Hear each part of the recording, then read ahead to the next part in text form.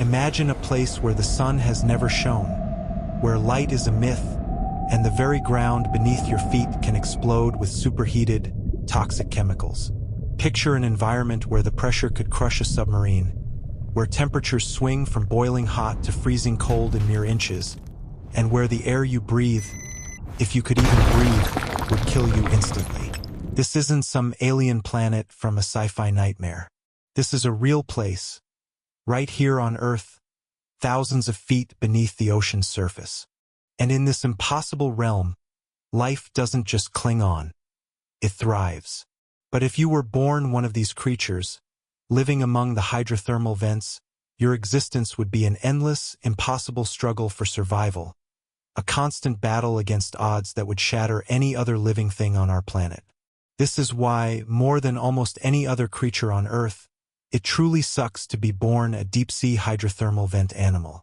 Prepare to have your understanding of life and its brutal challenges irrevocably changed. For millennia, humanity peered into the ocean's depths, believing the cold, dark, crushing waters to be a barren void, a place too hostile for anything but the hardiest, most sparse forms of life. But in 1977, aboard the submersible Alvin, scientists made a discovery that shattered every biological assumption. Vibrant, thriving communities of bizarre, unknown animals clustered around geysers of superheated water erupting from the seafloor. These were hydrothermal vents, cracks in the Earth's crust, often near tectonic plate boundaries, where seawater seeps in, gets superheated by magma, and then blasts back out, laden with dissolved minerals and toxic chemicals. This wasn't just a discovery, it was a revelation. It proved that life could exist completely independent of sunlight, relying instead on a process called chemosynthesis, turning chemical energy into food. But while this was a scientific marvel, for the creatures born into this unimaginable world, it meant a life of unimaginable hardship. Imagine being born in a place where the rules of the entire planet literally don't apply. That's just the beginning of why it sucks. Before the vents, deep-sea life was understood as scavengers, dependent on detritus raining down from the sunlit surface. But here, around these smoking chimneys of minerals, existed a bustling, thriving ecosystem. Giant tube worms, some reaching over 8 feet long, swayed in the currents. Albino crabs scuttled across mineral formations. Blind shrimp grazed on bacterial mats, and strange, pale octopuses lurked in the shadows. These creatures were unlike anything known to science, and their very existence was a testament to life's incredible adaptability. However, their existence is also a testament to sheer, unyielding misery. Take the iconic giant tube worms, Riftia pachyptila. As adults, they have no mouth, no gut, and no anus. They are literally bags of living tissue. How do they eat? They contain billions of symbiotic bacteria within a specialized organ called a trophosome. These bacteria perform chemosynthesis, converting the poisonous hydrogen sulfide and other chemicals from the vent fluid into organic compounds that feed the worm. It's a miraculous partnership, but it's also their curse. This dependency shackles them to the vent, unable to leave, unable to seek food elsewhere. Their entire life is a Faustian bargain with the deadly, hot chemicals that define their world. However, their existence is also a testament to sheer, unyielding misery. Take the iconic giant tube worms, Riftia pachyptila. As adults, they have no mouth, no gut, and no anus. They are literally bags of living tissue. How do they eat? They contain billions of symbiotic bacteria within a specialized organ called a trophosome.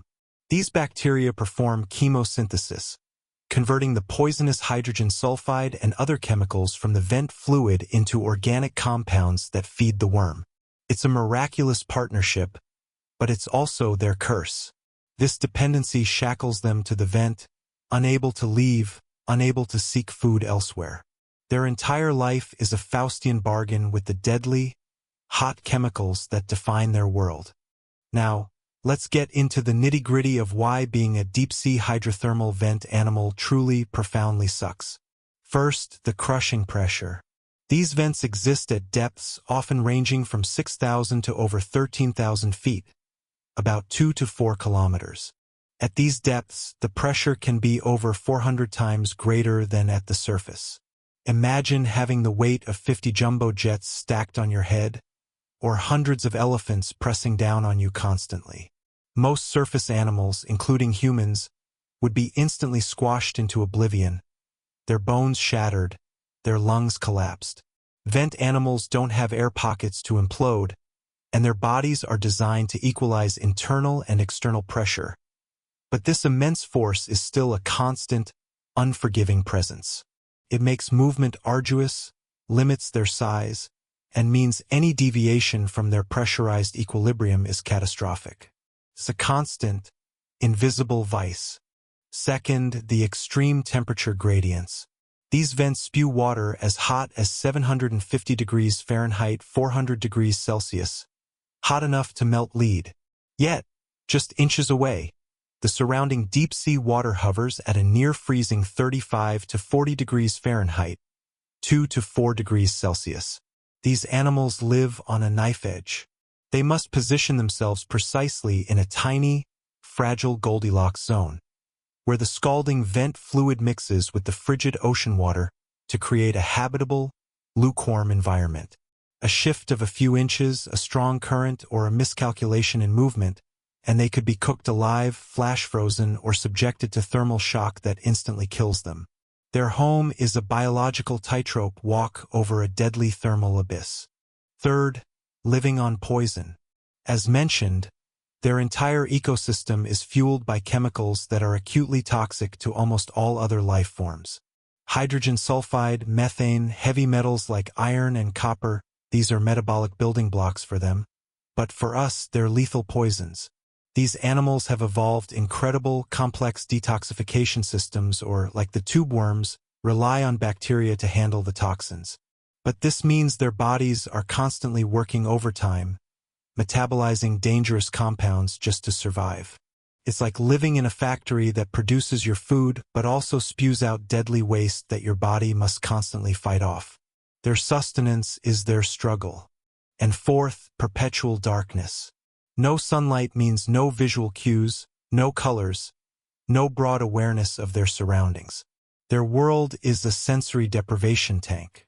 They navigate, find mates, and avoid predators primarily through chemoreception, essentially, smelling chemicals in the water and thermoreception, sensing minute temperature changes.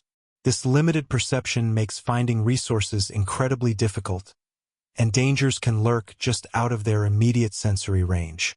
It's a lonely, dark existence where every movement is a calculated risk. In this extreme environment, life is not just hard. It is incredibly precarious. The aftermath for a vent animal can be instantaneous and brutal. Imagine a scenario where the tectonic plates subtly shift, or a tremor rattles the seafloor. The delicate plumbing system that feeds a hydrothermal vent can instantly change. The flow of life-giving hot, chemical-rich water might slow to a trickle or worse, cease entirely. For the sessile animals like tube worms, this means their food source simply vanishes. Their internal bacterial factories starve, and the worms quickly follow. There's no migrating to a nearby deli. Starvation is their immediate, agonizing fate. Alternatively, a sudden eruption of superheated fluid could flood their immediate space, instantly boiling them. Or, a change in currents could plunge them into the deep-sea freezing cold. There's no escaping these immediate environmental shifts. They are utterly at the mercy of geological forces. Unlike surface animals that can flee floods or fires, a vent animal is literally rooted or confined to a ticking geothermal time bomb. Their only defense is their specialized biology. But even that has limits against the raw, unyielding power of the Earth's core.